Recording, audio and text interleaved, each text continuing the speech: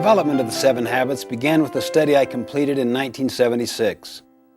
I wanted to study the success idea in America and how it evolved.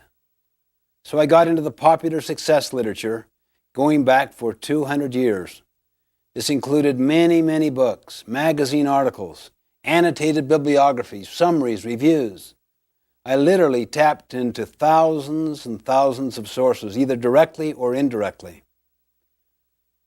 As I worked, I started to sense a pattern. As soon as I sensed this pattern, I looked for evidence of it, and the evidence was everywhere. The basic finding was this. For the first 150 years, almost the entire focus of the literature was on character, on principles, on what we might call the character ethic. Attributes such as integrity, fidelity, courage, compassion, contribution, responsibility, justice. These findings became the basis for writing the 7 Habits of Highly Effective People. And then, because of many societal forces, the emphasis gradually shifted in the early 1900s, particularly in the 20s and the 30s, away from the character ethic to what we might call the personality ethic, which focused more on techniques than on principles. You are probably familiar with many books that illustrate the literature of the personality ethic. They basically deal with how to take care of yourself, how to look good, how to dress in particular ways, how to create the right image. In other words, the personality ethic focuses on how to appear to be rather than on how to actually be. Many of these techniques have real merit. However, if they don't have their roots in the character ethic, if they don't have their roots in principles, they won't have the power to create enduring effectiveness. For example, what if people learn techniques of influencing others, but they're fundamentally duplicitous or deceitful in their character? What if they really wanted to use people to build their own economic success?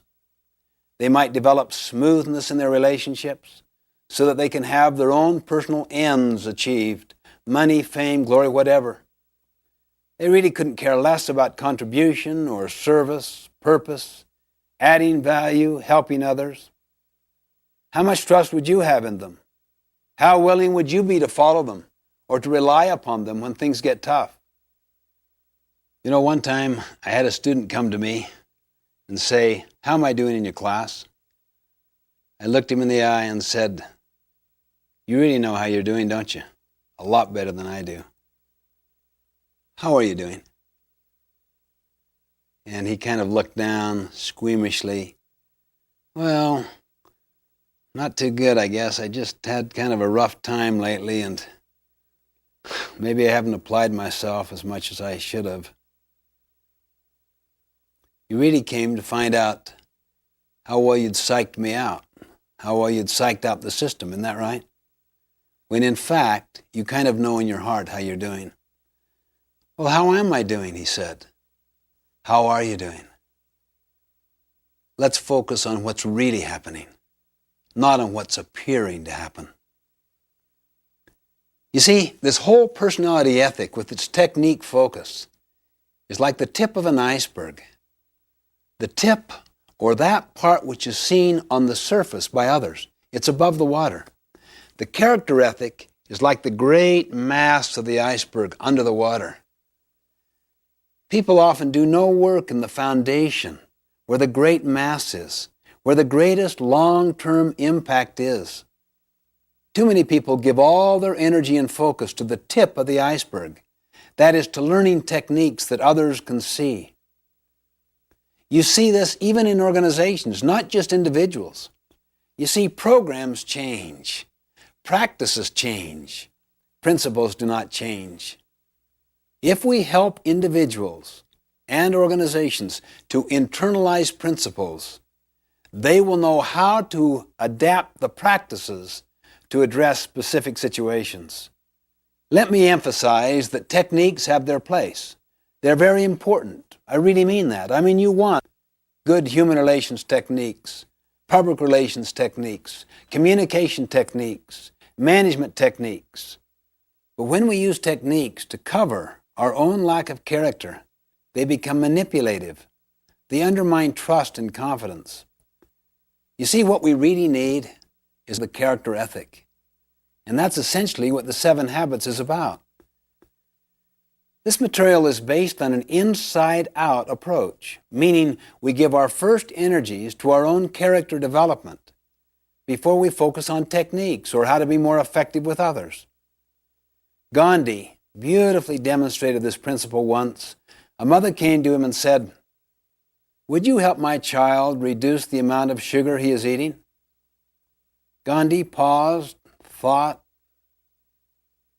and answered, "Well, talk to me in a week." A week later, the mother asked him again, and he talked to the boy, and the boy agreed. And the mother said, "Why didn't you talk with him last week?" Gandhi smiled and said, "You don't understand. Last week, I too was eating sugar." Unless we work on our character, we will not develop trustworthiness. And trustworthiness is built by the combination of both character and competency. We could have all of the ability in the world, but if we don't have the basic character to be reliable, to take responsibility, others will soon learn to distrust us. They're fearing that we are just trying to meet our own ends, perhaps at their expense.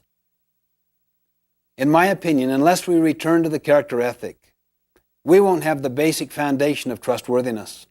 That's what leads to trust, which is needed to build effective interpersonal relationships.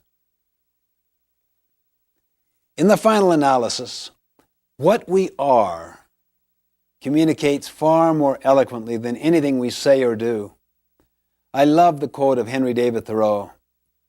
"For every 1,000 hacking at the leaves of evil, there is one striking at the root." In other words, let's work primarily on the roots to begin with and build a foundation of trustworthiness. This is one of the key areas of focus in the 7 Habits, to build character and competence, and to restore trustworthiness and trust in our lives, in the lives of our families, our organizations. Trust and trustworthiness really are the basis of personal and interpersonal leadership. It's the foundation of all true effectiveness.